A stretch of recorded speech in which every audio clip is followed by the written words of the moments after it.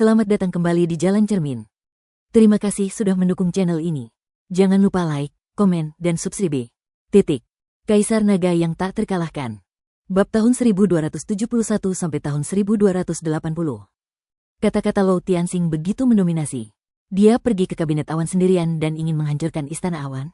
Namun, tak seorang pun meragukan tekad dan kemampuannya. Lou Tianxing adalah seorang gila terkenal di Divinity Selatan dan telah melakukan banyak hal gila.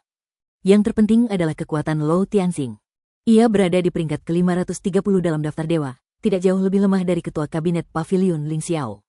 Terlebih lagi, prinsip dasar yang dipelajarinya sungguh aneh.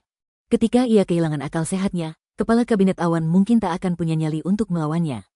Dalam keilahian, kekuatan bukanlah hal yang menakutkan. Yang menakutkan adalah mereka yang tidak mengikuti aturan dan prinsip, dan akan kehilangan akal sehatnya hanya karena provokasi sekecil apapun. Lou Tianxing adalah salah satunya.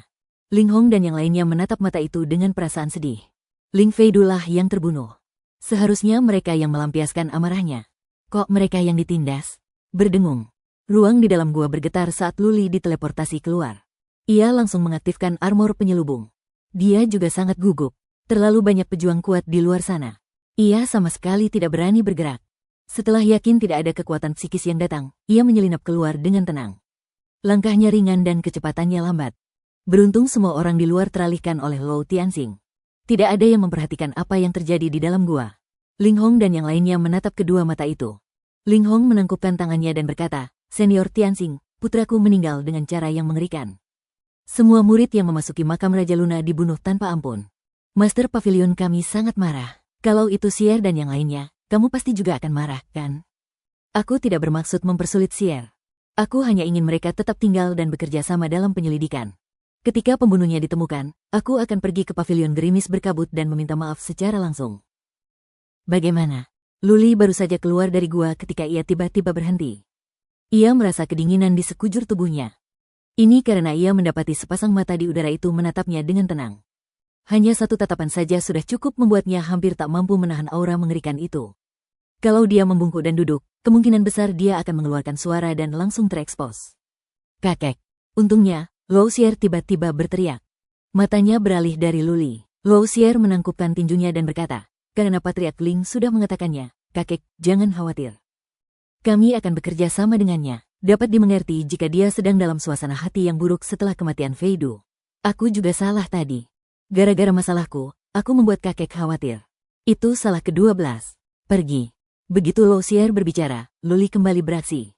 Lou Xier telah menciptakan peluang bagus untuknya. Jika Luli tidak memanfaatkannya, ia akan menjadi idiot. Lou Xier pintar dengan maksud ganda. Dia ingin Lou Tianxing tidak memperhatikan Luli. Lou Tianxing mungkin seorang gila, tetapi sebagai eksistensi super perkasa di dunia abadi, seberapa cerdaskah dia? HMPH, Lou Tianxing mencibir. Setelah terdiam 10 tarikan napas, ia berkata, "Aku bisa bekerja sama dalam penyelidikan ini. Tapi, Ling Hong, sebaiknya kau dengarkan. Aku bisa memukul dan memarahi cucuku, tapi tidak ada orang lain yang bisa. Kalau tidak, HMPH." Dalam 10 tarikan napas, Luli diam-diam telah melewati kepungan para prajurit perkasa dari kabinet surga. Ia berjalan ke tepi lembah dan melayang perlahan menuju luar. Dia beruntung. Ling Hong dan yang lainnya tertarik pada Lou Tianxing. Lagi pula, kali ini, kabinet surga tidak mengirimkan prajurit super perkasa dari dewa. Kalau tidak, Luli pasti sudah ketahuan begitu dia keluar. Di udara, sepasang mata itu melirik ke arah lembah. Sekali lagi, Luli merasa merinding. Namun, sedetik kemudian, tatapan Lou Tianxing menghilang. Lou Xier merasa lega. Ia menyimpan senjatanya. Baru saja, ia menyadari ada yang aneh di mata Lou Tianxing. Lou Xier tahu bahwa Luli telah melarikan diri dari lembah. Ia melirik gadis suci Sui, dan gadis itu memahaminya secara diam-diam. Senyum tipis tersungging di bibirnya. Dia tidak tahu rencana Luli dan Lou Xier. Namun, jika Luli bisa melarikan diri dari lembah tanpa diketahui siapapun, akan jauh lebih sulit bagi kabinet surga untuk memburunya. Singkirkan senjata kalian. Bekerjasamalah dengan para senior kabinet surga untuk menemukan pelakunya. Putri Suci melambaikan tangannya dan berjalan ke samping. Lou Xier juga datang bersama timnya. Para prajurit kabinet surga tidak berani mengepung mereka lagi. Lagi pula, Lou Xier dan yang lainnya tidak melarikan diri. Linggang memberitahu mereka untuk terus menjaga gua. Ia menepuk bahu Ling Hong dan berjalan menuju Lou Xier. Ia ingin bertanya tentang makam Raja Luna. Tetapi jelas bahwa murid-murid Istana Gunung Salju dan Pavilion Gerimis Berkabut telah menghapus ingatan mereka tentang Luli. Kabinet surga tidak memiliki keberanian untuk mencari jiwa Putri Suci dan Luo Xier. Mereka bisa mendapatkan beberapa informasi, tetapi tidak bisa mendapatkan pelakunya.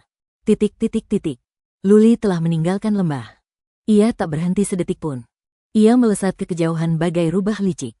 Luo Xier memberitahunya bahwa ada tebing hitam di timur laut puluhan juta tahun yang lalu. Ada pasar gelap bawah tanah tempat seseorang bisa membeli kewarganegaraan. Luli memacu kecepatannya hingga batas maksimal. Mengenakan zirah penghalang, ia berlari tanpa suara. Ia tahu bahwa meninggalkan lembah belum tentu aman. Kerangka Panglima Perang dan Manik Jahat adalah celah. Lagi pula, Dewa Sayap berada di luar makam Raja Luna.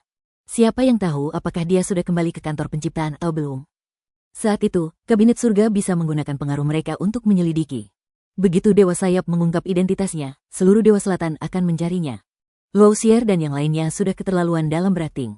Ling Hong dan yang lainnya mungkin tidak curiga untuk sementara waktu, tetapi mereka akan curiga setelah beberapa saat. Jika Luli tidak dapat bergabung dengan kamar relik sebelum Kabinet Surga mengetahuinya, nyawanya akan berada dalam bahaya. Lebih cepat, lebih cepat, lebih cepat. Luli tidak berhenti sedetik pun. Ia bergegas maju. Untungnya, semua orang di dekatnya tertarik ke lembah itu. Tidak ada binatang buas di pegunungan terdekat. Luli bergegas melanjutkan perjalanannya dengan mudah. Puluhan juta mil bukanlah perjalanan yang panjang. Hanya dalam sehari lebih, Luli menemukan tebing besar itu, tebing hitam.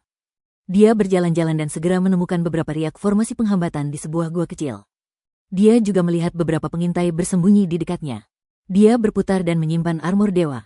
Armor naga muncul di tubuhnya, dan dia melangkah dengan angkuh ke dalam gua. Sebelum tiba di gua, seorang pria parubaya berkulit gelap keluar. Ia menatap Luli dengan waspada dan bertanya, "Apa yang membawamu ke sini, Tuan?" "Untuk membeli sesuatu." Luli mengeluarkan 500 sumber ilahi dan melemparkannya. "Temanku bilang kamu punya banyak hal baik di sini." "Tentu saja." Pria parubaya berkulit gelap itu berseri-seri ketika Luli memberinya 500 sumber ilahi. "Kami punya segalanya yang tak bisa kau beli di kota ini. Akhir-akhir ini, kami punya sekumpulan rubah yang cantik. Semuanya sangat bagus.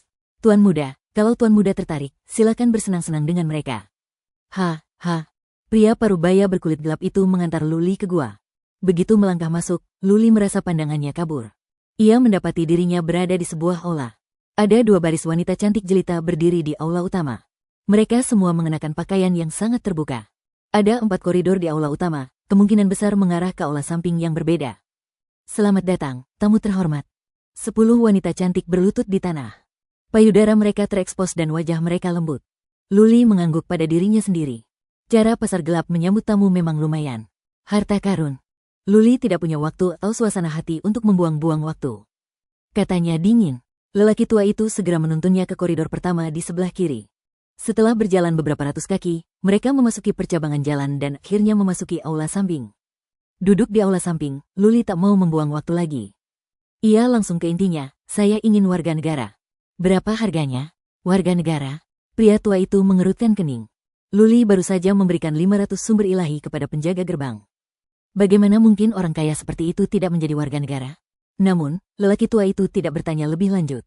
Setelah jeda, ia berkata, "Kalau kau menginginkan warga Vicissitude House, biayanya akan lebih murah. Sekitar 100.000 Divine Sources. Prefektur lainnya akan lebih mahal." 100.000? Luli mengerucutkan bibirnya. Ia diperlakukan seperti babi. Namun dia harus rendah hati ketika tinggal di bawah atap orang lain. Dia mengangguk. "Oke, 100.000. Berapa lama lagi?" Orang tua itu berkata setelah ragu sejenak, 3 hari kalau kau lambat. Kalau kau terburu-buru, kau perlu menambahkan 20.000 sumber ilahi lagi. Kau bisa menyelesaikannya dalam setengah hari. Sial. Luli terdiam. Istana Gunung Hitam begitu jahat. Bagaimana mungkin mereka memerasnya? Luli mengambil keputusan. Kau terlalu kejam. 100.000 sumber ilahi untuk seorang warga negara sudah cukup. Kenapa harus menunda waktu? Tuan muda, bukan berarti kita kejam. Pria tua itu menjelaskan dengan sabar. Hal ini perlu dilakukan dengan segala macam koneksi, dan kita juga perlu mengirim para ahli ke kota-kota terdekat secepat mungkin. Kita juga perlu memberi penghormatan di sana, kalau tidak.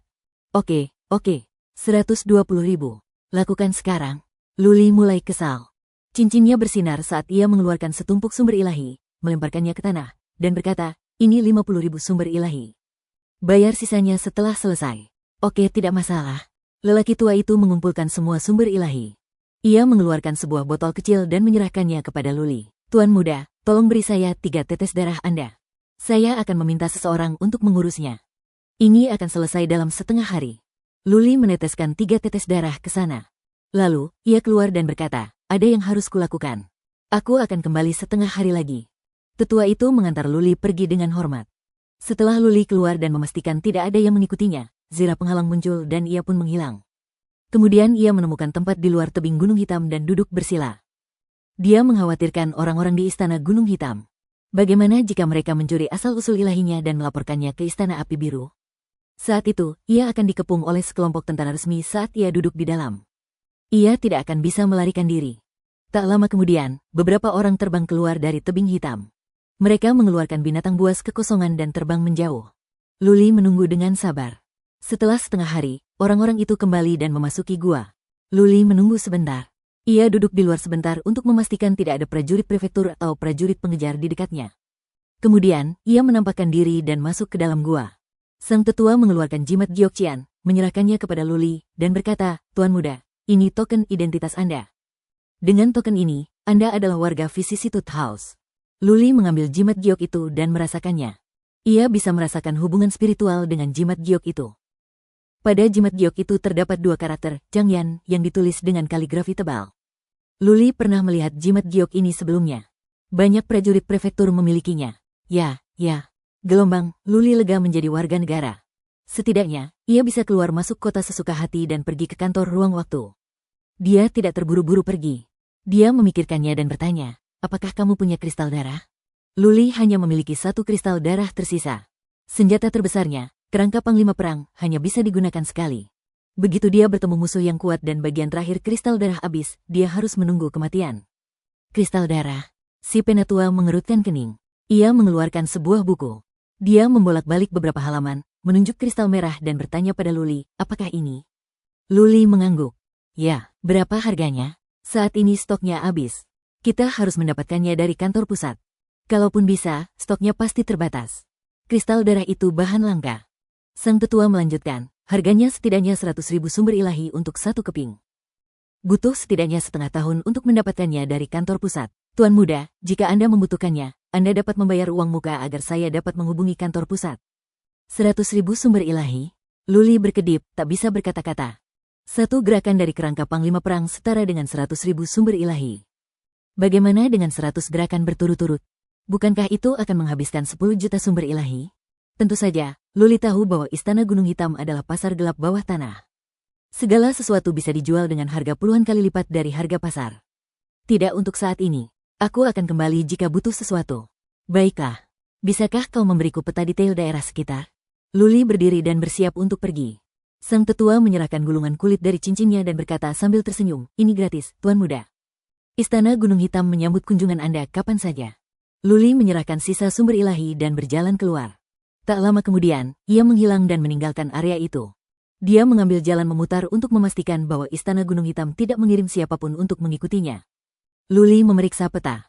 Kota terdekat berjarak ratusan ribu mil. Ia tak berani berlama-lama lagi. Ia bergegas secepat mungkin. Luli tiba di kota setelah lebih dari 2 jam. Ia tidak masuk dengan gegabah. Ia justru berkeliling kota untuk memastikan semuanya normal. Kemudian, ia menampakkan diri dan melangkah dengan angkuh memasuki kota dengan jubah biru kehijauan. Ada penjaga di gerbang kota. Jika Luli memiliki tanda kewarganegaraan, para penjaga akan mengabaikannya. Jika tidak, para penjaga akan pergi dan memeriksanya. Luli menggantungkan tanda kewarganegaraannya dan berjalan memasuki kota dengan santai.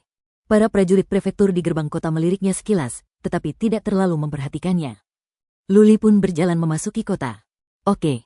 Saat memasuki kota, Luli merasa lega melihat jalan-jalan dan rumah-rumah penduduk yang rapi. Dia bergegas ke utara kota. Formasi teleportasi berada di alun-alun di utara kota.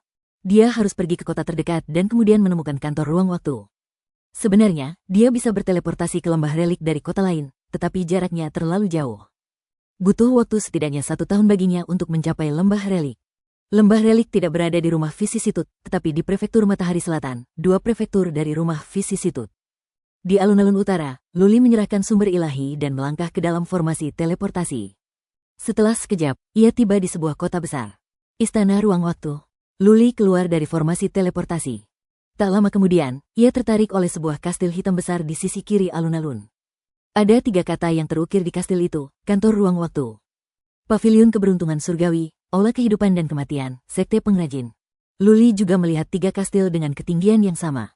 Keempat kekuatan tertinggi tersebut semuanya memiliki cabang di kota-kota besar di wilayah ketuhanan. Tampaknya rumor itu benar. Pergi. Gelombang, gerbang utama kantor ruang waktu sangat mengesankan dan mampu menampung lebih dari selusin orang. Ada 2 gerbang kecil di sampingnya, dijaga oleh para prajurit berbaju zirah merah dan biru. Luli mencoba merasakan energi mereka. Mereka lebih kuat daripada prajurit prefektur. Kantor ruang waktu memang cerdik. Luli memperhatikan tidak ada seorang pun yang masuk atau keluar dari gerbang utama. Sebaliknya, ada orang-orang yang masuk dan keluar dari gerbang-gerbang kecil. Luli berjalan ke gerbang kecil dan menangkupkan tinjunya ke arah kedua pengawal itu. Aku ingin diteleportasi ke suatu tempat. Gerbang mana yang harus kutuju? Para pengawal itu tidak sombong. Mereka mengangguk sopan. Masuklah ke sini. Akan ada yang menyambutmu. Luli mengangguk dan melangkah masuk. Itu adalah sebuah aula dengan 7 atau 8 pria tua berjubah pelayan. Melihat Luli masuk, seorang pria datang menyambutnya dengan sopan. Tamu yang terhormat, ada yang bisa saya bantu? Aku ingin pergi ke suatu tempat, lembah relik. Luli langsung ke intinya. Lembah peninggalan prefektur Matahari Selatan. Rambut lelaki tua itu disisir rapi. Ia tampak seperti seorang pria sejati. Setelah Luli memberikan persetujuannya, lelaki tua itu berkata, kalau kau ingin berteleportasi langsung ke sana, biayanya 200.000 sumber ilahi. Apakah itu harga yang pantas? Dengan persetujuan Luli, lelaki tua itu memberi isyarat mengundang dan mempersilakan Luli masuk. Ada banyak terowongan di dalamnya. Setelah beberapa belokan, Luli tiba di aula cabang. Ada sebuah altar yang indah di aula cabang. Ada 4 patung setengah binatang dan setengah manusia di depan, belakang, kiri, dan kanan. Altar itu dipenuhi pola-pola seperti jaring laba-laba yang membuat Luli pusing. Sungguh formasi yang rumit. Luli menggunakan kekuatan psikis untuk memeriksa dan berseru setelah beberapa saat. Sambil menunjuk altar, lelaki tua itu berkata, Tuan, setelah Anda menyerahkan sumber ilahi, kami dapat segera mengaktifkan formasi ruang waktu untuk memindahkan Anda keluar dari lembah relik. Penyimpangannya tidak akan lebih dari 30 mil. Oke, kantor ruang waktu yang tersohor itu tidak akan berbohong. Luli menyerahkan sumber ilahi tanpa ragu. Namun, ia tidak melangkah gegabah ke altar. Sebaliknya, ia bertanya, Tuan, saya punya pertanyaan. Jika saya ingin berteleportasi kembali ke dunia fana, berapa biaya Divine Sources? Itu tergantung pada alam semesta mana yang kamu tuju. Orang tua itu menjawab dengan sopan, biasanya, bagi dunia fana, biayanya setidaknya ratusan juta sumber ilahi. Jika alam semesta jauh, biayanya mungkin 1 miliar atau bahkan 10 miliar sumber ilahi. Jika Anda hanya mengirimkan beberapa relik kembali, biayanya akan lebih rendah. Luli tercengang. Ling Feidu, seorang tuan muda dari kabinet awan, hanya memiliki 300.000 sumber ilahi. Luli harus membunuh begitu banyak orang untuk mendapatkan 500.000 sumber ilahi. Mendapatkan sumber ilahi bukanlah hal yang mudah. Perjalanan kembali ke alam semesta kekaisaran bumi akan menghabiskan sedikitnya ratusan juta sumber ilahi, atau bahkan miliaran. Dia tidak akan menemukan orang seperti Ling Feidu untuk dibunuh. Berapa banyak orang yang harus dibunuhnya untuk mengumpulkan 100 juta akar ilahi? Aku mengerti. Terima kasih banyak. Tolong teleport aku ke lembah artefak. Luli mengepalkan tinjunya. Ia tidak akan kembali untuk saat ini. Ia harus memantapkan dirinya dalam keilahian dan menghindari kejaran kabinet awan. Luli melangkah ke altar. Prajurit tua itu melambaikan tangannya. 4 prajurit tua berjubah putih dan berambut putih masuk. Mereka melepaskan energi ilahi di tangan mereka dan menyerang keempat patung itu. Berdengung. Gelombang, tak lama kemudian, patung-patung itu menyala, begitu pula pola-pola di altar. Cahayanya semakin terang. Luli merasa dunia dipenuhi warna putih. Ia gemetar dan menghilang ke dalam altar. Setelah sekian lama, mungkin beberapa jam, mungkin 1 atau 2 hari, Luli akhirnya merasakan kakinya menyentuh tanah. Ia pun ambruk ke tanah, merasa pusing. Setelah 12 tarikan napas, Luli akhirnya tersadar. Ia menggelengkan kepala dan menggunakan kekuatan psikis. Ia mendapati dirinya berada di sebuah hutan. Untungnya tidak ada binatang buas di dekatnya, kalau tidak, dia pasti diserang. Meski begitu, ia memiliki armor relik tertinggi. Binatang buas biasa tidak bisa membunuhnya. Setelah beristirahat sejenak, Luli berdiri. Ia beralih ke mode siluman dan berjalan-jalan. Sesaat kemudian, dia menemukan dirinya di pintu masuk sebuah lembah besar. Di kedua sisi lembah terdapat 2 gunung besar. Di pintu masuk lembah terdapat tembok kota yang megah. Di dinding tersebut terdapat 3 kata yang ditulis dengan kaligrafi yang flamboyan, lembah artefak. Altar teleportasi kantor ruang waktu sungguh mengesankan. Tidak ada formasi teleportasi di sini, tetapi mereka dapat mengirim orang ke sini secara sepihak. Luli berseru dalam hati. Ia mengerutkan kening sambil menatap kerumunan di luar gerbang tembok kota. Mengapa banyak sekali orang yang duduk di luar? Bagaimana lembah artefak bisa membiarkan orang mengganggu mereka? Berdengung. Gelombang, dia menyimpan soul concealment armor dan perlahan berjalan mengenakan jubah hijau biasa. 2 hari lagi. Penantian yang panjang. Kamu bahkan tidak punya kesabaran sebanyak ini dan kamu ingin bergabung dengan kamar artefak. Tahukah Anda bahwa hal terpenting dalam menempa artefak adalah kesabaran? Tanpa kesabaran, Anda tidak akan pernah mencapai apapun saat mempelajari formasi inhibisi. Baiklah, aku sudah menunggu di sini berbulan-bulan. Tidak bisakah aku menunggu 2 hari lagi? Untuk menjadi pengrajin yang terhormat di Divinity Selatan, satu-satunya cara adalah bergabung dengan kamar artefak. 2 hari lagi, kamar artefak akan mulai merekrut murid. Aku penasaran seperti apa ujiannya nanti. Saya telah gagal 9 kali berturut-turut. Jika saya gagal kali ini, saya tidak akan pernah bisa bergabung dengan kamar artefak. Saya, Liu Dahua, yakin bahwa saya akan bergabung dengan kamar artefak dan menjadi seorang pengrajin. Aku bukan hanya akan menjadi seorang pengrajin, aku akan menjadi seorang pengrajin selangkah demi selangkah, seorang pengrajin ahli, dan kemudian seorang pengrajin ahli. Pada akhirnya, aku akan bergabung dengan sekte pengrajin dan menjalani kehidupanku di dalam keilahian. Sebelum Luli mendekat, ia sudah mendengar suara berisik. Ribuan orang sedang duduk di sana. Akan sulit bagi mereka untuk tetap diam. 2 hari kemudian, tepat waktu, Luli sangat gembira. Ia berhenti dan mendengarkan dengan saksama.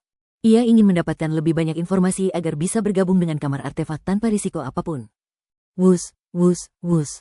Gelombang, tepat pada saat itu, dari jalan di belakang Luli terdengar beberapa suara, disertai beberapa langkah kaki yang teredam. Luli tidak menyadarinya karena dia sedang teralihkan. Saat ia tersadar dan berbalik, ia melihat sekelompok bayangan putih berlari ke arahnya. Bayangan di depan hampir menabraknya.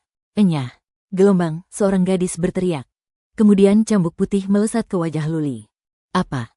Luli memasang wajah muram. Ia hampir saja melepaskan tubuh abadi itu. Namun di saat kritis ini, ia menelan amarahnya dan berbalik ke samping untuk menghindari cambuk itu. Tamparan. Gelombang, cambuk itu tidak mengenai wajah Luli, melainkan mengenai bahunya. Luli terhempas oleh kekuatan itu dan berguling ke samping. Desis, mendesis. Gelombang, bayangan putih itu semua berhenti. Luli bangkit dan melirik. Ia melihat banyak unicorn putih, dan di atas unicorn-unicorn itu, ada orang-orang, semuanya wanita muda yang cantik. Unicorn di depan tampak tampan, dan wanita di atasnya juga cantik. Ia mengenakan baju zirah putih lembut yang terbuka. Dada dan perutnya yang mulus terekspos. Dia juga mengenakan rok pelindung kulit dan sepatu bot kulit, memperlihatkan kakinya yang panjang dan lurus sempurna. Luli marah. Kenapa dia berdiri di tengah jalan? Itu dataran dengan jalan di mana-mana. Kenapa mereka tidak bisa mengambil jalan memutar? Mengapa mereka menabraknya dan mencambuknya? Gadis itu cantik tapi pemarah. Luli muak dengan sikap manjanya. Selain dia, ketujuh wanita muda itu juga menatapnya dengan jijik. Wus, wus, wus. Gelombang, sekelompok prajurit bergegas menghampiri. Mereka berlutut di depan wanita berbaju kuning itu dan berkata, "Salam, Lady Dan." Para wanita, Nyonya Dan. Luli tidak menunjukkan emosi apapun. Nyonya Dan ini pasti seorang wanita muda dari keluarga bangsawan di kamar relik. Para wanita muda itu pasti berasal dari keluarga terpandang di kamar relik. Para prajurit memberi hormat. Pemimpin mereka menatap Luli dan berkata, "Nyonya Dan, apakah Anda perlu kami mengusirnya?" Sudahlah. Melihat Luli tidak membalas, Nyonya Dan melambaikan tangannya dan berkata, "Ayo pergi. Ayo pergi." Sungguh malang. Nyonya Dan bergegas pergi bersama para prajurit wanita.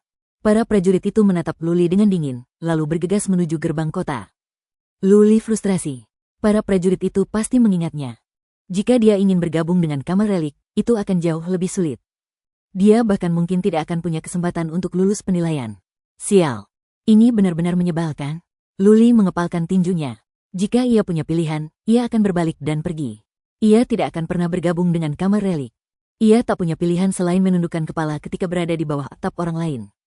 Ia tak punya tujuan lain, jadi ia hanya bisa berjalan ke belakang kerumunan dan duduk dengan tenang. Dari kejauhan, datanglah orang-orang, berdua-dua dan bertiga. Ada yang muda, ada pula yang setengah baya. Mereka semua mencari tempat duduk. 2 hari kemudian, jumlah orang di luar lembah relik telah mencapai 10.000. Hari ini, gerbang lembah relik dibuka.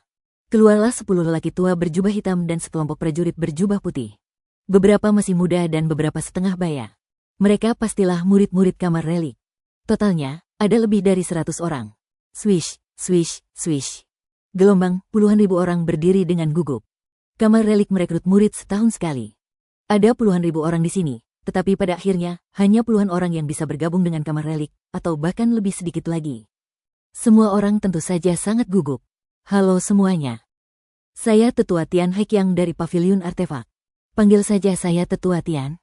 Seorang lelaki tua yang berwibawa menekan tangannya dan meredam suara itu. Ia melihat sekeliling dan berkata, upacara perekrutan murid tahunan Kamar Relik telah dimulai.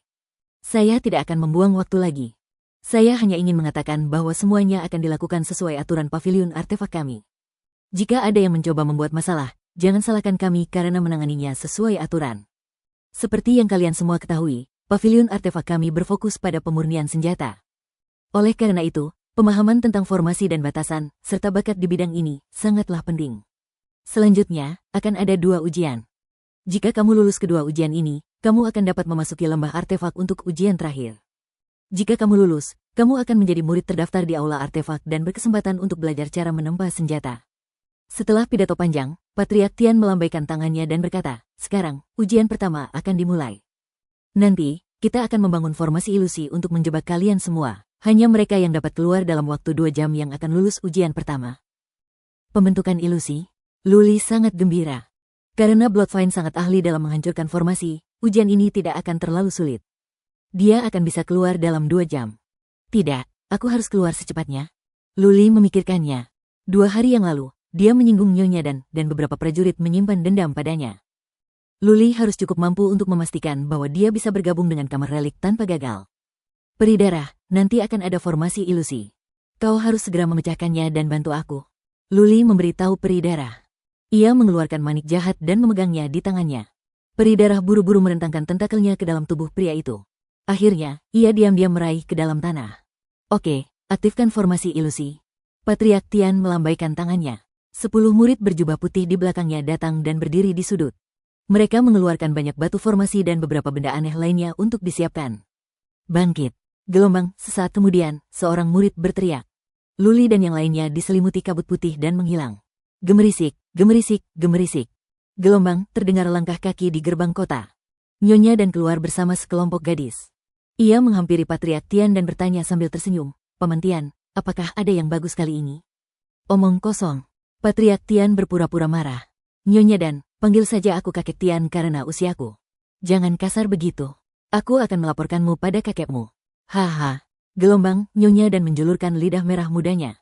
Menatap kabut putih, ia mencengkeram kedua kepangan rambut di telinganya dan berkata, Patriark Tian, ayo kita bertaruh. Kalau ada yang bisa keluar tepat waktu untuk membakar 1 batang dupa, aku akan memanggilmu kakek Tian. Bagaimana? Waktunya untuk membakar 1 batang dupa? Patriark Tian mengerutkan kening. Sambil memutar matanya, ia berkata, ini tidak adil. Kau curang. Di mana kau bisa menemukan begitu banyak bakat dalam formasi penghambatan? Saya tidak peduli. Lady Dan mengernyitkan hidungnya yang cantik dan berkata dengan nada manja, kamu memang tua, tapi dari segi senioritas, kamu seumuran dengan ayahku. Aku akan dirugikan jika memanggilmu kakek. Kamu mau ikut taruhan? Hah? Gelombang, Patriark Tian tiba-tiba menoleh ke kabut putih. Matanya berbinar saat ia berkata, oke, aku akan bertaruh. Oh, Lady Dan gembira. Jangan ingkar janjimu, atau aku akan membakar rumahmu. Hahaha. Patriark Tian tertawa. Nyonya Dan, lihat. Seseorang keluar. Lady Dan yang lainnya terkejut. Mereka menoleh ke kabut putih. Kabut putih itu menghilang dan seorang pemuda berjubah biru berjalan keluar. Apa? Itu dia. Lady Dan memasang wajah muram. Pria muda berambut putih itulah yang hampir ia tabrak beberapa hari lalu. Ia cemberut dan berkata, tidak, dia tidak boleh datang ke Kamar Relik. Dia tidak masuk hitungan. Tidak masuk hitungan. Luli baru saja keluar dari formasi ilusi ketika dia mendengar kata-kata Lady Dan. Untuk memastikan ia bisa memasuki Kamar Relik, ia menggunakan Bloodvine. Saat setengah batang dupa terbakar, ia meminta Bloodvine membimbingnya keluar dari formasi ilusi. Tanpa diduga, begitu ia keluar, ia akan bertemu dengan seorang wanita muda yang tidak patuh dan mengatakan bahwa ia tidak bisa memasuki Kamar Relik. Luli murka. Kekeras kepalaan dan kesombongan yang terpancar dari lubuk hatinya tersulut. Sambil memelototi Lady Dan, ia berkata, Kamar Relik, sebuah sekte super di Keilahian Selatan, memperlakukan upacara perekrutan seperti permainan anak-anak. Patriark Tian berkata bahwa kita harus mengikuti aturan. Saya mengikuti aturan. Di mana aturan Kamar Relik? Dengan mengatakan bahwa Kamar Relik tidak mematuhi aturan, Luli pada dasarnya menamparkan wajah Lady Dan di depan umum. Ia menyiratkan bahwa Lady Dan telah melupakan publik karena alasan pribadi dan telah merusak reputasi Kamar Relik.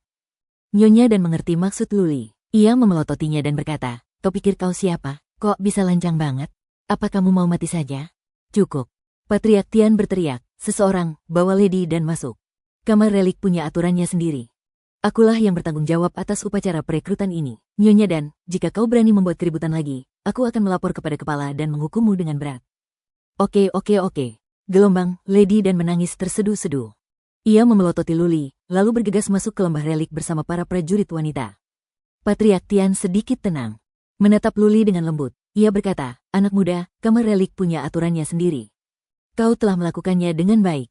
Kau telah lulus ujian pertama. Patriark Tian bersikap masuk akal dan sopan. Namun, Luli menyadari bahwa banyak murid kamar relik menatapnya dengan pandangan bermusuhan.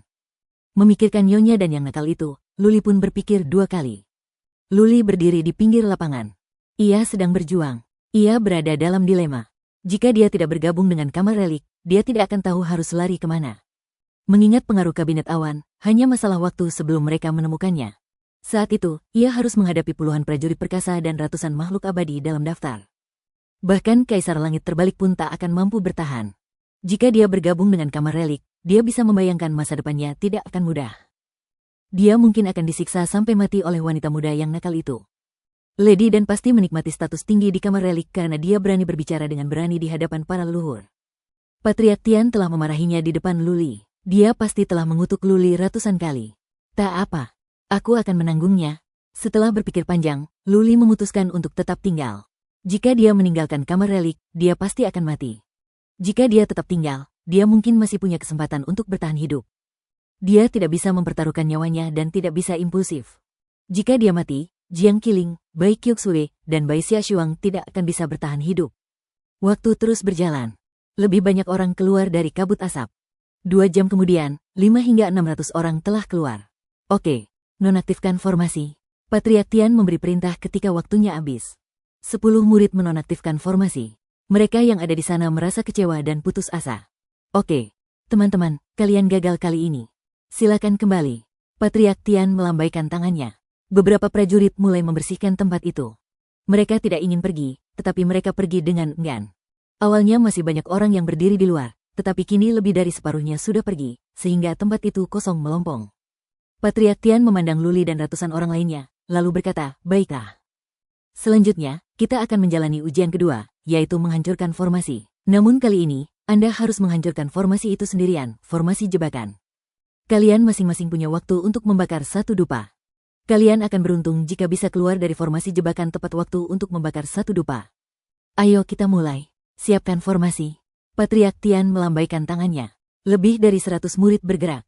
Mereka maju ke depan dan mulai membentuk formasi. Total, 100 murid membentuk 100 formasi kecil. Luli menatap mereka dan mengamati setiap langkah. Begitu dia tahu cara mengatur formasi, akan jauh lebih mudah baginya untuk memecahkannya. Luli memperhatikan dengan saksama dan menghafal setiap langkahnya. Alisnya berkerut karena formasinya sama sekali tidak rumit. Namun, bahan-bahan yang digunakan oleh para murid pavilion artefak ilahi sangat istimewa. Terlebih lagi, bahan-bahan tersebut tampaknya memiliki efek memperkuat formasi. Susunan itu tampak sangat sederhana, tetapi sebenarnya sangat kuat. Setelah diaktifkan, akan sangat sulit untuk menghancurkannya dengan kekuatan kasar. Terlebih lagi, itu akan selesai dalam waktu yang dibutuhkan untuk membakar dupa.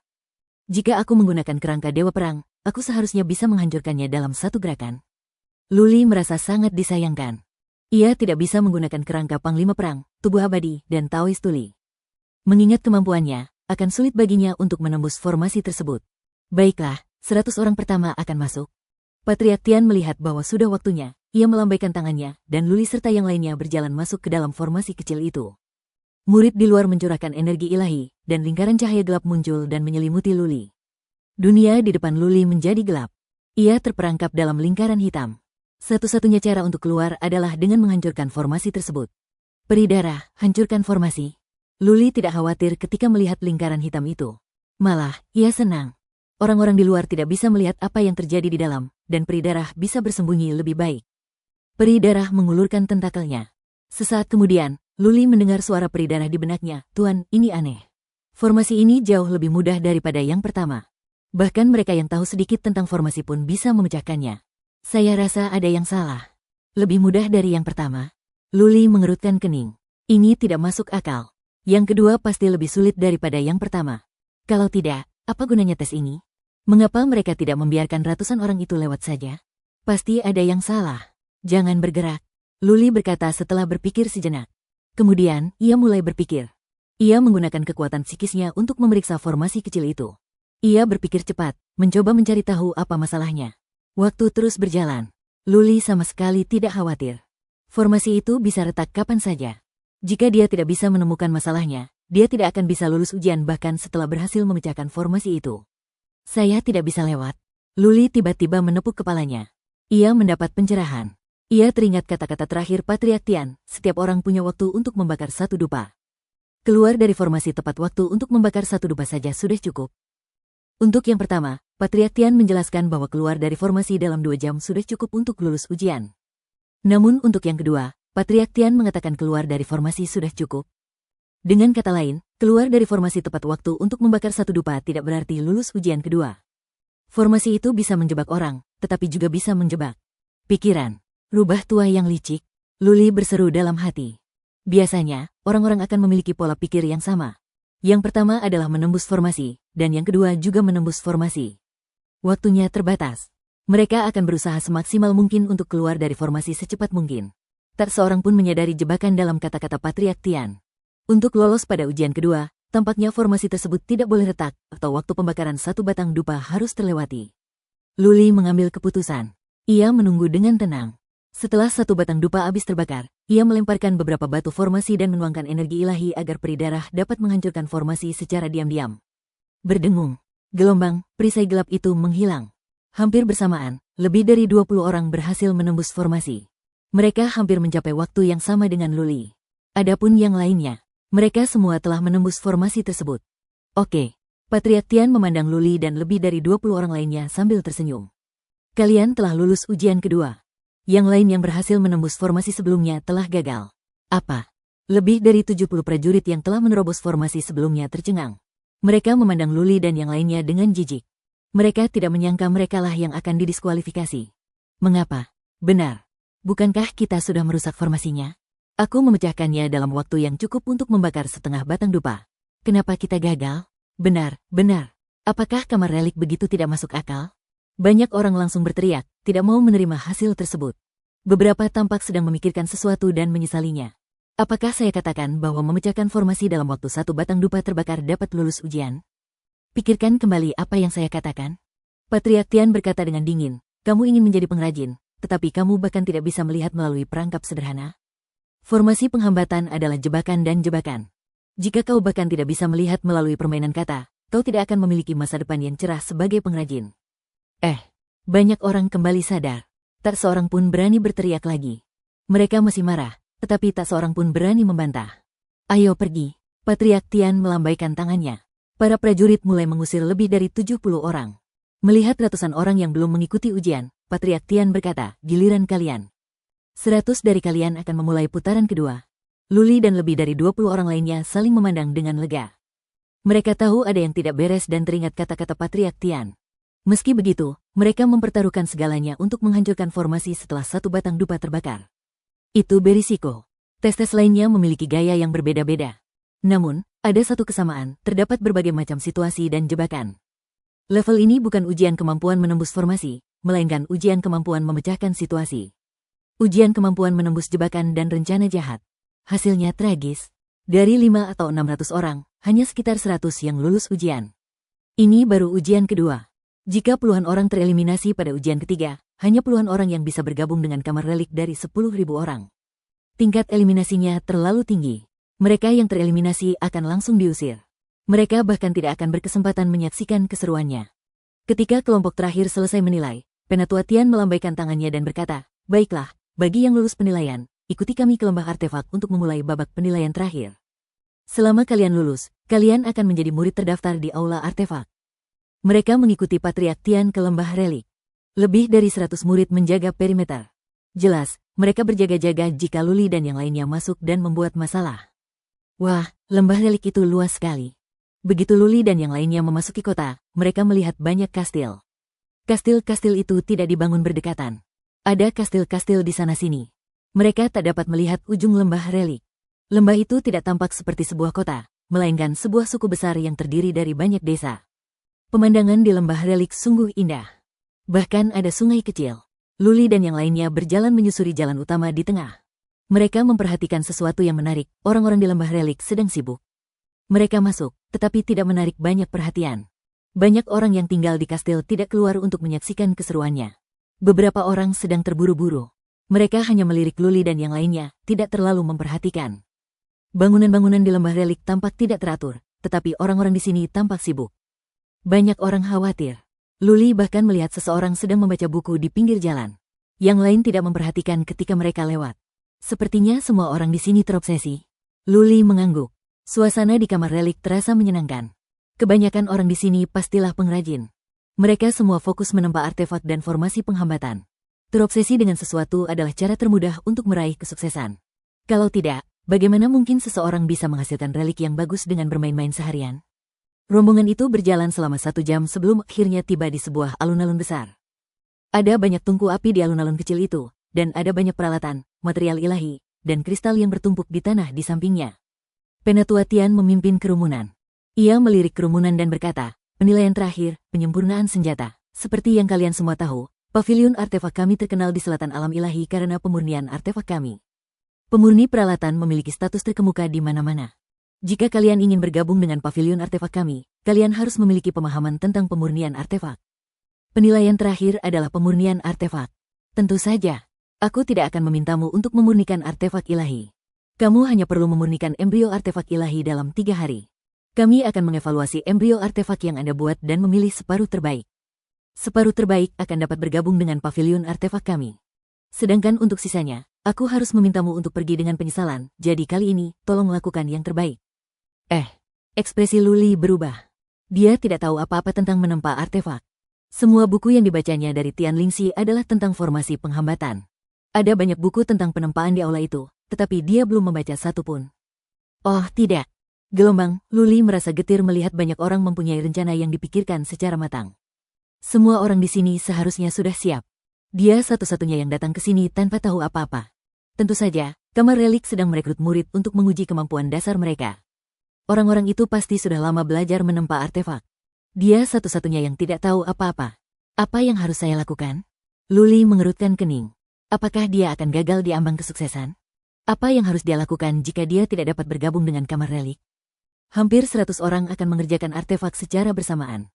Dalam 3 hari, produk akhir akan dipresentasikan untuk dievaluasi. Separuh yang terbaik akan bertahan dan separuh yang terburuk akan pergi. Dia bahkan tidak tahu cara menempa artefak. Apa yang bisa dia buat? Dia bahkan tidak tahu cara mengoperasikan tungku itu. Sial, aku harus belajar di tempat. Luli memikirkannya, dan tidak ada pilihan lain selain belajar secara diam-diam. Ia hanya bisa belajar dari orang-orang di sekitarnya cara menempa alat. Ia ingin melihat apakah ia bisa menempa embrio alat dalam 3 hari. Oke, ayo kita pilih tungku.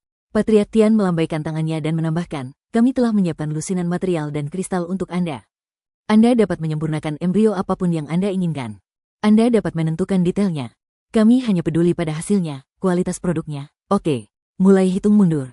Banyak orang memilih tungku dengan terburu-buru dan mulai memeriksa tungku, bahan, dan kristal yang disiapkan. Luli memilih tungku di tengah. Ia berpura-pura memeriksa material sambil menggunakan kekuatan psikisnya untuk memeriksa sekeliling. Seseorang telah menyalakan tungku. Luli memeriksa dengan kekuatan batinnya untuk melihat bagaimana tungku itu menyala. Saat Luli mengamati orang lain, ia tidak menyadari bahwa banyak orang juga mengamatinya. Yang mengamatinya bukanlah para peserta, melainkan orang-orang dari kamar relik. Patriark Tian dan yang lainnya akan memeriksa dengan kekuatan psikis dari waktu ke waktu. Luli adalah yang pertama di babak pertama dan salah satu yang pertama lolos ke babak kedua. Mengingat konfliknya dengan Lady Dan, sulit baginya untuk tidak menarik perhatian. Apa? Patriark Tian dan yang lainnya memperhatikan bahwa Luli telah memeriksa materi tanpa melakukan apapun. Dia bahkan diam-diam melihat sekeliling. Apakah dia tidak tahu cara memalsukan artefak? Patriark Tian punya pertanyaan. Jika Luli tahu cara menempa artefak, mengapa dia melihat-lihat? Mengapa dia tidak melakukan apapun saat yang lain sudah memulai? Lebih dari separuh dari hampir 100 orang telah menyalakan tungku. Yang lainnya juga mulai bertindak. Akhirnya, Luli melakukan sesuatu. Ia membuka tutup tungku dan mengeluarkan energi ilahi. Namun, ia gagal. Ya. Dia tidak pernah belajar cara menempa artefak. Luli berpura-pura tenang, tetapi telapak tangannya berkeringat. Ia mencurahkan lebih banyak energi ilahi, tetapi ia bahkan tidak bisa menyalakan sakelar di bawah tungku. Luli mencurahkan sedikit energi ilahi, tetapi tungku itu tidak merespons. Ia menenangkan diri dan mengamati bagaimana yang lain akan menyalakan tungku. Tak lama kemudian, ia menemukan masalahnya. Ia berpura-pura menyalakan saklar. Akhirnya, tungku pun menyala. Banyak murid kamar relik mencibir. Bagi mereka, Nyonya Dan adalah seorang dewi. Luli telah menyinggung dewi mereka. Tentu saja, mereka tidak akan menyukainya. Mereka bersorak karena Luli bahkan tidak tahu cara menyalakan tungku. Seseorang yang tidak tahu cara memalsukan artefak, bahkan jika ia dapat membuat prototipe, akan memiliki kualitas yang paling rendah. Pergi dan cari tahu lebih banyak tentang pria ini. Seorang pemuda tampan dengan alis yang tajam mengedipkan mata kepada seorang murid. Kilatan dingin muncul di matanya. Jika Luli tidak memiliki latar belakang, dia dapat menemukan kesempatan untuk membalaskan dendam Lady Dan setelah dia gagal ujian dan dikeluarkan. Sial. Gelombang, terburu-buru, Luli melemparkan beberapa kristal. Namun, apinya begitu besar sehingga pakaiannya hampir terbakar. Ia pun berlumuran jelaga. Dia diam-diam telah belajar selama setengah hari. Beberapa orang telah membuat prototipe dasar dan mulai menyempurnakannya. Namun, dia belum menguasai cara mengendalikan kompor dengan benar. Kalau tidak bisa mengendalikan kompor dengan baik, api bisa padam sewaktu-waktu, apalagi sampai membuat prototipe. Kalau tidak bisa mengendalikan kompor dengan baik, api bisa padam sewaktu-waktu, apalagi untuk membuat prototipe. Semakin banyak orang membuat prototipe dan mulai menyempurnakannya. Luli mulai tidak sabar. Sudah lebih dari setengah hari. Ia sudah memahami langkah-langkahnya, tetapi teori berbeda dengan praktik. Sungguh merepotkan. Satu kesalahan saja, seluruh proses akan hancur. Ayo kita coba. Luli menggaruk kepalanya. Ia mengikuti langkah seorang prajurit di sebelahnya dan mulai menempa artefak. Pertama, ia menstabilkan tungku, lalu mengikuti langkah prajurit di sebelahnya, memasukkan material dan bahan-bahan aneh lainnya. Tidak, aku membuat kesalahan. Luli melemparkan sebuah kristal hitam kecil. Tiba-tiba ia teringat bahwa kristal itu seharusnya dilemparkan ke dalam api. Ia pun dipenuhi penyesalan. Dor. Gelombang, kuali itu tiba-tiba mengeluarkan ledakan teredam. Kemudian, tutup kuali itu terbang ke angkasa, dan besi cair yang mendidih di dalamnya menyembur keluar. Orang-orang di sekitar begitu ketakutan sehingga mereka segera menghindar ke samping. Petik 2. Patriark Tian dan yang lainnya terdiam. Kompornya meledak. Tampaknya Luli tidak tahu apapun tentang penempaan artefak. Bahkan prototipe paling dasar pun tidak dapat dibuat pada tingkat ini. Haha. Gelombang, pemuda tampan di belakang Patriark Tian mencibir. Dia sudah menjatuhkan hukuman mati pada Luli. Bagaimana mungkin dia bisa masuk ke kamar relik jika dia begitu lemah? Dalam mimpinya, lagi. Gelombang, Luli tidak menyerah. Sambil mengamati orang lain, ia terus mencoba. Ia tidak percaya bahwa ia tidak bisa membuat prototipe dasar dalam 3 hari. Luli menyalakan kompor lagi. Sedikit demi sedikit, ia berhati-hati. Namun, setelah 1 hari, ia telah mencoba 5 kali dan gagal semua. Ada kesenjangan besar antara teori dan praktik. Ia tahu semua langkahnya. Namun, api, urutan material, waktu, dan jumlah energi ilahi semuanya harus dikoordinasikan. Tampaknya sederhana, tetapi sangat mudah membuat kesalahan jika tidak mempraktikkannya.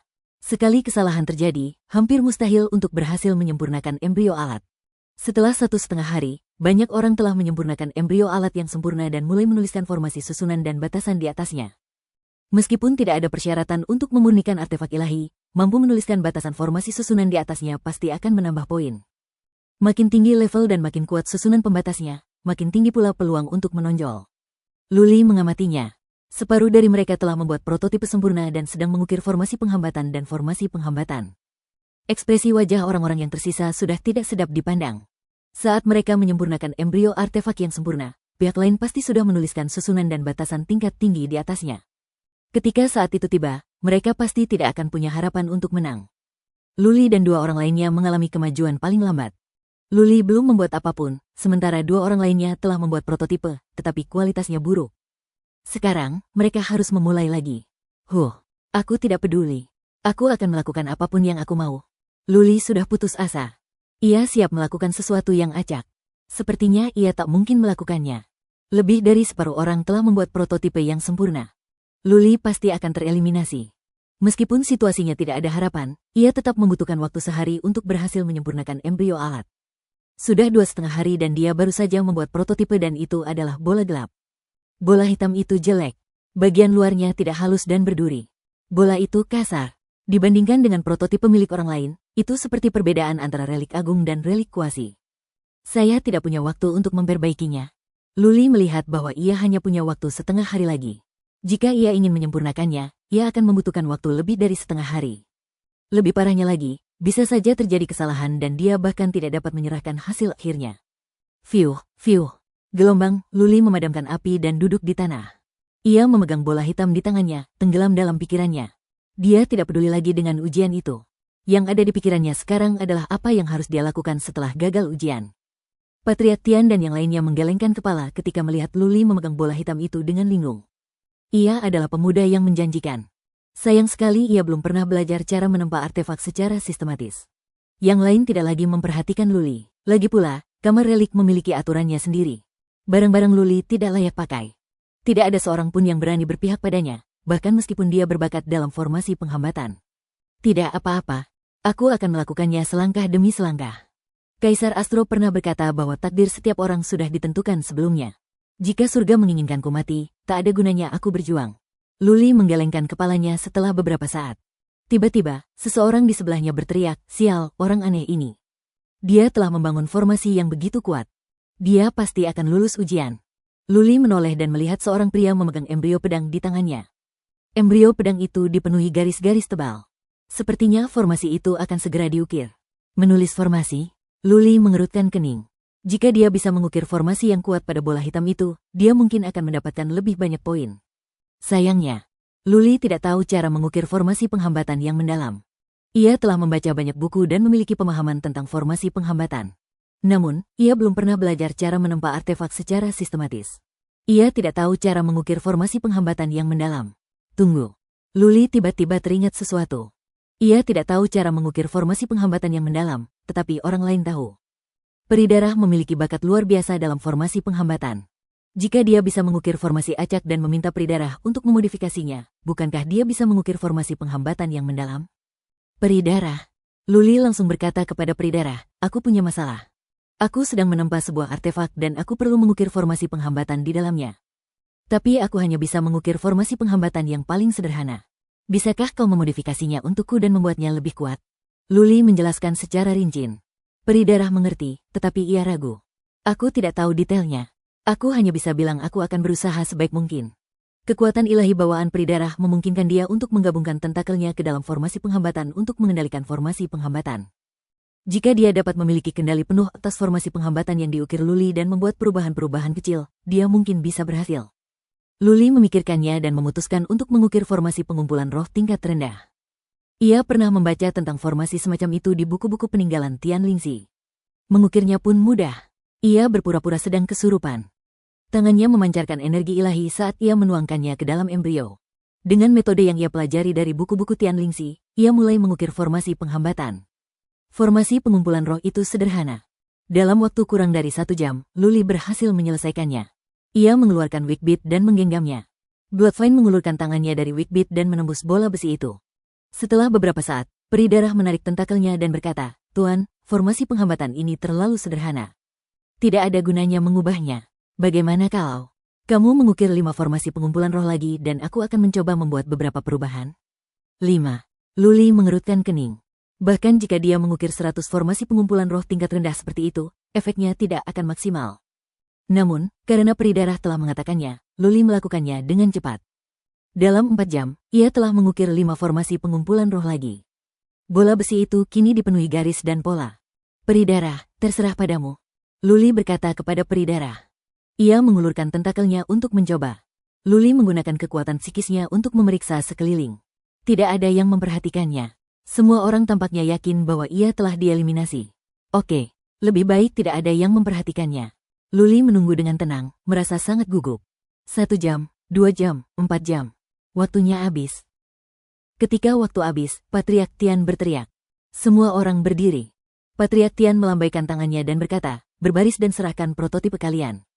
Kita punya 10 patriark di sini dan mereka akan menilai dengan adil." Beberapa orang pertama berjalan menuju 10 patriark. Lebih banyak orang mulai berbaris. Namun, mereka yang berada di depan adalah mereka yang memiliki prototipe sempurna atau mereka yang menganggap formasi penghambatan lebih baik. Sedangkan mereka yang kurang percaya diri, mereka berada di posisi paling belakang. Mereka kurang percaya diri. Jika mereka menyerahkan prototipe mereka sekarang, mereka akan dinilai buruk. Luli tidak berjalan di depan. Bola hitamnya kualitasnya buruk. Meskipun formasi penghambatan telah dipasang, peri darah tidak mengatakan seberapa baik modifikasinya. Mungkin bahkan peri darah sendiri pun tidak tahu apakah modifikasi itu baik atau buruk. Lagi pula, peri darah bukanlah manusia dan tidak tahu banyak. Bagus. Pedang ini luar biasa. Patriark Tian memegang sebuah pedang prototipe. Dialah yang dilihat Luli. Prototipenya sempurna dan formasi penghambatannya juga bagus. Luli bisa mengetahuinya dengan melihat polanya. Pedang ini juga sangat bagus. Baju zirah ini biasa saja. Busur ini menarik. Luar biasa. Para juri bertindak cepat. Lagi pula, ke-10 patriark itu telah lama bekerja di kamar relik. Mereka telah menghabiskan seluruh hidup mereka membuat artefak. Mereka langsung bisa menilai kualitas formasi penghambatan dan prototipenya. Yang ini lebih rendah. Ya, dia bisa langsung disingkirkan. Beberapa yang kurang beruntung tersingkir setelah satu pandangan dari seorang patriark, yang berarti bahwa produk mereka tidak cukup bagus untuk membuat para patriark berpikir tinggi tentang mereka. Luli gugup. Banyak prototipe yang dievaluasi sangat baik. Jumlahnya lebih dari 20. Ketika jumlah prototipe mencapai 50, mereka yang berada di belakang tidak akan punya kesempatan. Para patriark bersikap adil dalam mengevaluasi prototipe. Setiap prototipe akan dievaluasi oleh 3 orang. Dengan demikian, tidak akan ada yang tereliminasi karena kesalahan atau preferensi pribadi seorang patriark. Semakin banyak orang melangkah maju. Luli berada di barisan paling belakang. Banyak murid kamar relik memandangnya dengan jijik. Luli memegang bola besi hitam di tangannya. Ada duri dan benjolan di atasnya, dan itu terlihat sangat jelek. Semakin banyak orang yang dinilai sangat baik, dan beberapa di antaranya tereliminasi. Luli dan yang lainnya masih memiliki lebih dari 20 orang. Lebih dari 40 prototipe telah dievaluasi sebagai sangat baik, lebih dari separuhnya. Sebagian besar lainnya frustrasi. Mereka tidak yakin dengan produk mereka. Mereka semua akan tersingkir. Seperti yang diharapkan. Ada pula 2 atau 3 orang yang cukup beruntung untuk dievaluasi sebagai sangat baik, dan beberapa orang dievaluasi sebagai rata-rata. Dalam keadaan normal, masih ada harapan bagi mereka yang berada di kelas menengah, tetapi mereka yang berada di kelas bawah pada dasarnya akan tersingkir. Akhirnya tiba giliran Luli. Luli menghampiri Patriark Tian setelah berpikir sejenak. Ia memiliki kesan yang baik tentang Patriark ini. Ia baru saja memarahi Nyonya dan ia pasti pria yang berprinsip kuat. Halo, Tetua Tian, ini embrio alat yang telah saya sempurnakan. Luli membungkuk hormat, lalu mengambil bola besi itu dengan kedua tangannya. Patriark Tian mengerutkan kening, tetapi ia mengambil alih bola besi itu. Adik kecil, sepertinya kamu belum belajar cara menempa senjata. Patriark Tian melirik sekilas, lalu menatap Luli yang mengangguk dan berkata, ya, saya selalu tertarik menempa artefak. Sayang sekali saya tidak punya guru yang baik, jadi saya tidak pernah mempelajarinya. Luli mengakuinya secara terbuka. Patriark Tian mengangguk. Kemudian, ia menggunakan energi ilahi untuk merasakan formasi di dalamnya. Patriark Tian tahu bahwa Luli telah melakukannya. Apa? Sesaat kemudian, Patriark Tian tercengang. Matanya berbinar saat ia bergumam, bagaimana? Apa? Para patriark lainnya terkejut dengan perilaku aneh Patriark Tian. Salah satu dari mereka bertanya, Saudara Tian, ada apa? Apa yang membuatmu begitu terkejut? Oh Tsun, lihatlah ukiran susunan di dalamnya. Tetua Tian terdiam sejenak dan menyerahkan bola logam itu kepada Tetua Sun. Tetua Sun menerimanya dengan ragu dan menggunakan kekuatan sucinya untuk merasakannya. Tak lama kemudian, wajahnya dipenuhi keterkejutan dan kebingungan. Setelah beberapa saat, ia menggelengkan kepala dan berkata, Aku tidak mengerti. Aku tidak mengerti. Tetua Liu, bagaimana kalau kau melihatnya? Bola logam itu dioperkan kepada sesepuh berikutnya, dan hasilnya sama. Sesepuh berikutnya tampak bingung saat mengoperkan bola logam itu kepada sesepuh lainnya. Apa? Luli juga bingung. Mungkinkah peri darah telah mengubah 6 formasi pengumpulan roh dan menyebabkan perubahan besar pada mereka? Bahkan para patriark kamar relik pun tidak dapat memahaminya. Apakah ini hal yang baik atau buruk? Setelah 10 tetua selesai memeriksanya, mereka mengembalikan bola logam itu kepada Tetua Tian. 10 orang itu berkumpul dan mengaktifkan penghalang kedap suara. Salah satu tetua berkata dengan serius, Tetua Tian, metode pengaturan formasi ini sepertinya bukan metode ortodoks. Apakah ini lebih seperti aliran arus yang bergolak dari era primordial? Ya, aku punya perasaan yang sama. Patriark lain menambahkan, metode ini aneh. Tidak ada aturannya. Kelihatannya acak, tapi ternyata luar biasa. 6 formasi pengumpulan roh. Penatua Tian menyimpulkan, mereka pada awalnya merupakan tingkatan terendah dari formasi pengumpulan roh, tetapi dengan beberapa perubahan pada garis dan pola formasi, ke-6 formasi pengumpulan roh benar-benar menyatu. Kekuatannya telah ditingkatkan 30 kali lipat. Kelihatannya berantakan, tapi beresonansi dengan cerdik. Selain turbulent streams, tak ada penjelasan lain. Berdengung. Gelombang, Patriark Tian menonaktifkan perisai kedap suara. Sambil menatap Luli, ia bertanya, dari mana kau belajar metode ini? Di mana kamu mempelajarinya? Luli menyentuh hidungnya karena malu. Ia tidak bisa mengatakan bahwa peri darah telah mengubahnya untuknya. Dia tidak bisa mengatakan bahwa dia membaca koleksi buku Tian Lingxi. Kalau tidak, kamar relik akan membunuhnya dan mengambil manik jahat. Lagi pula, para leluhur itu pasti tertarik pada buku-buku itu. Dia hanya bisa menjelaskan samar-samar, saya pernah menyelamatkan seorang pria tua gila. Saat dia sedang memulihkan diri, dia mengajari saya beberapa formasi dan teknik formasi. Orang tua gila? Patriark Tian dan yang lainnya saling berpandangan dengan bingung. Seorang patriark bertanya, siapa namanya? Di mana dia sekarang? Luli menggelengkan kepalanya bingung. Dia sudah lama pergi. Dia bilang namanya Guru Zen yang lumpuh dan dia gila. Guru Zen yang lumpuh? Semua orang semakin bingung karena tidak seorang pun pernah mendengar nama orang ini. Luli merasa lucu. Dia kenal Guru Zen lumpuh dari dunia fana. Bagaimana mungkin mereka mengenalnya? Patriark Tian menyalakan kembali perisai kedap suara. Teman-teman, apa yang harus kita lakukan dengan orang ini? Embrio artefaknya sama sekali tidak memenuhi standar. Namun, formasi dan batasan yang terukir di atasnya sangat menarik. Terlebih lagi, orang ini masih sangat muda. Dia mungkin memiliki prestasi besar di bidang penempaan artefak. Saya pribadi setuju untuk membiarkannya bergabung dengan pavilion artefak ilahi. Haha. Gelombang, patriark lain mencibir, Saudara Tian, orang ini baru menggores permukaan. Juga, jika kita menerimanya, aku takut dan akan mengejarnya nanti. Saat itu, seluruh lembah relik akan kacau balau. Kurasa, lupakan saja. Benar. Namun, seorang patriark lain segera menambahkan, gadis dan itu hanya suka bermain-main. Dia bukan orang jahat. Itu bukan masalah besar. Kita bisa bicara dengannya dan dia akan baik-baik saja. Saya pikir anak ini bagus. Dia tercepat di tes pertama dan dia masih sangat muda. Itu artinya dia berbakat dalam hal ini. Dia belum pernah belajar menempa artefak, namun dia bisa membuatnya dalam waktu sesingkat itu. Itu sendiri sudah menjadi masalah. Terlebih lagi, dia mungkin sedang mempelajari formasi chaotic. Jika dia bisa menemukan sesuatu yang bagus dalam hal ini, itu akan baik untuk kamar relik. Benda-benda seperti itu bisa diwariskan dan akan menjadi harta karun. Ya, patriark lain berkata, kamar relik adalah tempat yang penuh aturan. Karena pemuda ini telah lulus ketiga ujian, mengapa kita tidak menerimanya? Apakah kita akan mengecewakan kamar relik?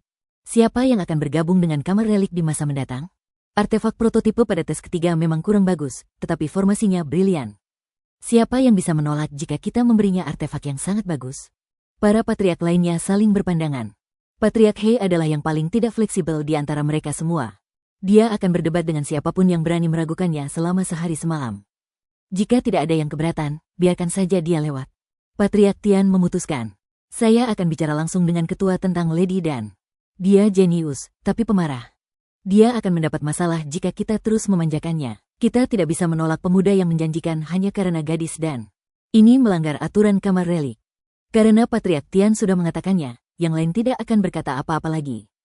Patriark Tian menonaktifkan perisainya dan menatap Luli dengan lembut. Siapa namanya? Hah, dia meninggal. Petik 2. Luli sangat gembira. Tak satu pun dari para leluhur menanyakan nama-nama peserta. Ia yang pertama. Luli langsung menjawab, Patriark Tian, namaku Luli. Untuk pertama kalinya, Luli mengungkapkan nama aslinya. Kamar relik begitu bergengsi sehingga Yan Tiangang, Dewa Sayap, Dewa Barbar, dan Dewa Penyihir tak mampu menyinggung kamar relik. Sedangkan untuk kabinet awan, jika mereka tahu bahwa dia adalah Luli, dia tidak bisa menggunakan nama samaran. Akan canggung menggunakan nama samaran. Karena itu, Luli memutuskan untuk menggunakan nama aslinya. Bagus, Luli. Patriark Tian tersenyum lembut. Kamu diterima. Mulai hari ini, kamu adalah murid terdaftar di kamar relik. Apa? Meskipun Luli sudah siap secara mental, dia masih sangat gembira. Dari sini, terlihat bahwa beberapa tetua di kamar relik bersikap baik. Mereka tidak membencinya karena Lady Dan, yang berarti mereka memiliki prinsip dan prinsip dasar. Setidaknya, Luli tidak perlu khawatir akan dibunuh di kamar relik. Sekalipun Nona dan sengaja mempersulitnya, lebih baik diperlakukan tidak adil daripada diburu oleh sekolah High Cloud. Halo. Gelombang, sekitar 100 orang gempar. Prototipe yang dibuat Luli sangat jelek dan kualitasnya sangat rendah. Kelihatannya seperti sia-sia, tetapi dialah yang pertama kali diterima. Tentu saja banyak orang yang mengungkapkan ketidakpuasannya dan mulai bergumam. Kesunyian. Gelombang, tetua Tian mendengus dingin. Kemudian, ia memegang bola besi itu dan mengalirkan kekuatan sucinya. Dengan sangat cepat, bola besi itu menyala dan energi spiritual dunia di sekitarnya mulai berfluktuasi, menyerbu ke arah bola besi itu dengan liar. Ekspresi banyak orang sedikit berubah. Kemampuan pengumpulan roh bola besi ini sangat tidak normal sehingga mustahil bagi mereka untuk menyempurnakannya. Ekspresi banyak orang berubah ketika melihat Luli. Ia masih sangat muda dan telah mencapai begitu banyak hal di bidang formasi penghambatan. Masa depannya tak terbatas. Terima kasih, Patriark Tian. Terima kasih, para patriark. Luli menangkupkan tinjunya dan membungkuk, tidak rendah hati maupun sombong. Kemudian, ia berdiri di samping. Banyak murid kamar artefak kembali menatap Luli dengan penuh permusuhan, terutama pemuda beralis tajam dan bermata cerah itu. Mereka mengira Luli tidak akan terpilih. Mereka tidak menyangka Luli akan menjadi murid sekte yang sama. Gelombang, pemuda itu mendengus. Perlahan-lahan, ia mulai tenang. Memangnya kenapa kalau Luli sudah bergabung dengan kamar relik? Jika dia menyinggung nyonya dan Luli akan menderita. Saat itu, dia tidak akan sanggup menanggungnya lagi dan harus pergi dengan malu. Setelah semuanya selesai, para patriark mulai berdiskusi. Akhirnya, mereka melonggarkan persyaratan. Semua prototipe yang dinilai sangat baik dapat langsung lulus uji. Satu lagi yang dinilai rata-rata juga terpilih. Dikatakan bahwa formasi penghambatan orang ini memiliki kelebihan. Sisanya diusir dari lembah relik. Dari puluhan ribu orang, hanya 56 yang diterima. Sisanya senang. Kamar relik bukanlah salah satu dari 72 sekte. Namun, ia memiliki status khusus di kalangan Dewa Selatan. Bahkan 72 sekte dan beberapa kekuatan tersembunyi tidak berani menyinggung kamar relik. Ketika para murid kamar relik pergi, mereka akan menerima perlakuan terbaik. Para murid dari kekuatan lain harus memperlakukan mereka dengan hormat. Itu karena kamar relik tidak hanya didukung oleh sekte pengrajin tetapi juga pembuat relik terbesar di Dewa. Untuk mendapatkan relik terbaik, seseorang harus pergi ke sekte pengrajin. Namun, sekte pengrajin biasanya mematok harga yang tinggi. Bahkan para prajurit perkasa di keilahian pun tak sanggup membayar harga tersebut. Tidak semua orang mampu membayar sekte pengrajin. Oleh karena itu, mereka harus pergi ke kamar relik. Setiap orang punya kebiasaan dan relik favorit masing-masing. Banyak prajurit kuat atau murid sekte terkenal suka mengkustomisasi relik favorit mereka. Untuk memiliki relik yang dikustomisasi, seseorang harus pergi ke kamar relik. Jika seseorang menyinggung kamar relik dan ingin membeli relik dalam jumlah besar, tidak akan ada tempat untuk membelinya di Divinity Selatan. Seseorang harus membayar mahal di tempat lain. Relik mencakup senjata relik, baju zirah relik, relik pelindung jiwa, dan relik lain dengan kemampuan khusus. Itu bisa dibeli di kamar relik dan bisa disesuaikan. Hal lainnya adalah kamar relik memiliki lebih dari sekadar relik. Ada juga banyak ahli yang mengetahui tentang formasi arai dan mantra pembatasan. Sekte Anda perlu menyiapkan segala macam formasi arai yang kuat, bukan? Formasi susunan itu perlu pemeliharaan, bukan? Formasi susunan itu perlu diperbaiki, bukan? Jika mereka tidak dapat memecahkan masalah tersebut, mereka akan membutuhkan bantuan kamar relik. Oleh karena itu, kamar relik memiliki status yang tinggi di wilayah Dewa Selatan. Para murid kamar relik tentu saja memiliki status yang tinggi pula. Hal lainnya adalah bahwa kamar relik terlalu kaya. Mereka membuat begitu banyak relik setiap tahun, yang menghasilkan sumber ilahi dalam jumlah besar. Oleh karena itu, para murid kamar relik sangat kaya. Kondisi kultivasi mereka lebih baik daripada 72 sekte suci. Ada hal baik lainnya tentang kamar relik. Para murid boleh meninggalkan sekte setelah selesai belajar. Selama mereka tidak menyebarkan apa yang mereka pelajari, kamar relik tidak akan menindaklanjuti masalah tersebut. Begitu mereka melakukannya, mereka pasti sudah mati. Bahkan jika kamar relik menggunakan sumber ilahi dalam jumlah besar untuk membunuhmu, 72 sekte suci tidak akan mampu melindungimu. Oleh karena itu, saat seseorang menjadi pengrajin abadi atau pengrajin ulung, mereka akan memilih meninggalkan sekte mereka dan bergabung dengan suatu kekuatan atau sekte. Mereka bisa menjadi patriark atau dewa pelindung kekuatan atau sekte tersebut. Mereka bisa melakukan apapun yang mereka inginkan dalam kekuatan atau sekte tersebut dan menjalani kehidupan yang bebas. Baiklah, Long Yunhai, bantu para murid terdaftar untuk tenang. Patriark Tian melirik Luli dan yang lainnya. Ia melambaikan tangan kepada pemuda beralis tajam itu dan berkata, kalau begitu, kirim mereka ke departemen masing-masing. Patuhi aturannya. Mengerti? Ya, Patriark Tian. Long Yunhai menangkupkan tinjunya. Luli menatap Long Yunhai.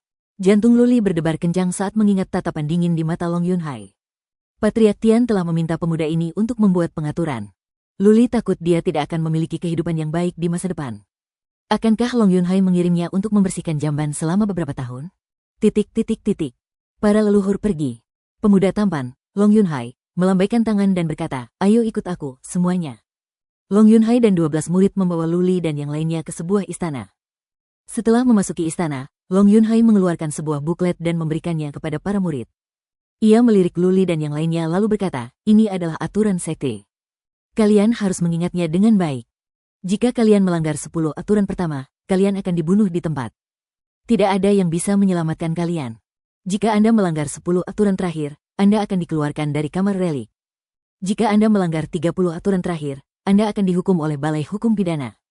Luli membuka buklet itu dan membacanya. Aturan pertama adalah bahwa siapapun tidak boleh mengkhianati tuan atau leluhur mereka. Jika tidak, mereka akan dibunuh. Hal ini sama sekali tidak mengejutkan. Sekte atau kekuatan manapun pasti telah melakukan kejahatan serius jika mereka melakukan kejahatan semacam itu. Mereka mengajarkanmu sesuatu, tapi kau mengkhianati tuan dan leluhurmu. Orang-orang seperti itu harus dibunuh. Aturan kedua adalah tidak seorang pun boleh membunuh muridnya sendiri. Itu wajar. Jika mereka saling membunuh, itu akan memengaruhi persatuan sekte dan mengguncang fondasinya. Aturan ketiga adalah tidak seorang pun boleh mengajarkan keterampilan sekte kepada orang luar. Aturan keempat adalah tidak seorang pun boleh melakukan apapun yang dapat merusak reputasi sekte. Aturan kelima, 10 di antaranya merupakan masalah yang sangat serius. Paviliun Artefak Ilahi tampaknya memiliki prinsip yang kuat dan merupakan sekte yang sangat saleh. Hal ini terlihat dari aturan sekte mereka. Luli melirik semua aturan dan menghafalnya. Sekarang setelah dia bergabung dengan Kamar Relik, dan telah menyinggung Lady Dan Long Yunhai, dia harus menjaga sikapnya. Jika dia melanggar aturan, mereka bisa memanfaatkannya dan membuat masalah baginya. Baiklah, kamu harus membiasakan diri dengan peraturannya. Aku akan pergi dan mencari tahu tentang kekurangan orang di setiap aula. Long Yunhai melambaikan tangannya dan meminta belasan murid untuk tetap di sana. Lalu ia pergi sendirian. Begitu keluar dari aula, ia berbelok ke sebuah aula kecil. Nona dan sekelompok wanita muda sedang duduk di sana. Hai saudara. Banyak wanita muda menyapa Long Yunhai ketika mereka melihatnya. Nona dan melirik Long Yunhai, tetapi tidak berkata apa-apa. Ia hanya mengerucutkan bibirnya dengan marah. Sister Dan. Gelombang, Long Yunhai mengangguk kepada mereka dengan elegan. Kemudian ia menatap Nona dan sambil tersenyum dan berkata, jangan marah. Orang itu sudah bergabung dengan sekte, tapi aku akan membantumu. Aku yang bertanggung jawab atas pembagian murid. Bagaimana kalau aku mengirimnya untuk menjaga kuburan sekte kita? Kau ingin dia menjaga pemakaman milenium? Wow. Gelombang, para wanita muda itu menjadi bersemangat dan mengobrol tanpa henti. Beberapa dari mereka menyarankan agar Silly memasak di dapur selama 100 tahun, beberapa menyarankan agar Silly merawat kuda, dan beberapa bahkan menyarankan agar Silly mengamati toilet selama 1000 tahun. Kelompok gadis-gadis muda itu adalah putri dan cucu perempuan para tetua. Mereka semua adalah iblis berwujud manusia. Wajar saja, mereka ingin melampiaskan amarah mereka ketika diganggu. Hati mereka sebenarnya tidak terlalu jahat, tetapi mereka hanyalah sekelompok anak manja. Lady Dan tampak sedikit lebih baik. Ia memutar bola matanya yang seperti Phoenix dan tiba-tiba matanya berbinar. Ia berkata, idemu sama sekali tidak bagus. Kurasa kita harus mengirimnya ke Gu, si tua aneh. Dia akan disiksa sampai mati. Monster kuno. Orang-orang di aula kecil itu langsung terdiam. Nama itu seolah memiliki semacam kekuatan magis, membuat semua gadis muda memucat dan merinding. Salah satu dari mereka berkata, Penatua Gu, bukankah terlalu kasar mengirimnya ke sana? Dengan temperamen Penatua Gu, murid yang dia kirim terakhir kali benar-benar menjadi gila. Petik 2. HMPH. Gelombang. Lady Dan mendengus marah, siapa yang menyuruhnya menyinggung perasaanku? Saya tidak pernah dimarahi di depan umum sejak saya masih kecil. Bajingan ini membuatku kehilangan muka. Kalau aku tidak bisa melampiaskan amarahku, aku tidak akan bisa memperbaiki senjata lagi di masa depan. Bagus. Long Yunhai mengangguk berat dan berkata, asalkan kau bahagia, aku akan mengirimnya ke Tetua Gu.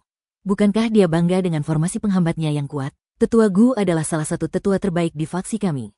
Mengirimnya ke Tetua Gu akan memberinya banyak pelajaran berharga. Nyonya Dan, kalian bicara saja. Saya akan mengaturnya sekarang. Hehe, kakak Hai memang terbaik. Nyonya Dan tersenyum manis. Long Yunhai tertegun sejenak. Para wanita muda lainnya tampak muram ketika melihat ekspresi Long Yunhai. Di mata mereka, Long Yunhai adalah kekasih terbaik, tetapi dia terobsesi dengan Lady Dan. Namun, Lady Dan adalah seorang jenius langka dalam memurnikan senjata. Ia cantik dan memiliki status sosial yang tinggi. Wajar jika Long Yunhai menyukainya. Long Yunhai keluar dan berkeliling. Ia mendapatkan informasi anggota yang hilang di setiap aula. Kemudian ia berjalan kembali ke aula utama. Para murid di sini telah menyusun daftar semua murid terdaftar dan mencatat informasi Liu Li dan yang lainnya. Baiklah. Long Yunhai melirik mereka dan mulai membaca daftar itu. Liu Yihe, Fang Yang, Li Tianyi. Qi Guanyu, kalian bersepuluh pergi ke aula artefak surgawi. Long Yunhai, bawa mereka ke sana. Aula artefak surgawi? Ke-10 orang itu sangat gembira. Aula artefak surgawi adalah aula yang sangat penting di kamar relik. Sebagian besar relik di sana dibuat oleh aula artefak surgawi. Sumber daya di sana sangat melimpah. Meskipun mereka hanya bisa melakukan pekerjaan serabutan di sana, mereka bisa belajar banyak. Setelah beberapa tahun, mereka bisa menjadi murid resmi dan ikut serta dalam pemurnian senjata. Hu Bisui, Ji Feng, Yu Eming, Huang Hu. Liu Xi, kalian berdua pergi ke aula artefak surgawi. Long Yunxian, bawa mereka ke sana. Long Yunhai menyebutkan 20 orang lainnya. Ke-10 orang itu tampak agak muram. Aula artefak surgawi memang aula besar, tetapi tidak sepenting aula artefak surgawi. Aula artefak surgawi bertanggung jawab atas material-material ilahi dan tripod. 10 orang itu hanya bisa melakukan pekerjaan-pekerjaan kecil di sana. Namun, mereka semua adalah murid yang terdaftar. Ketika mereka pertama kali memasuki pavilion artefak ilahi, mereka akan melakukan pekerjaan yang paling kotor dan melelahkan. Butuh setidaknya beberapa tahun bagi mereka untuk berhasil.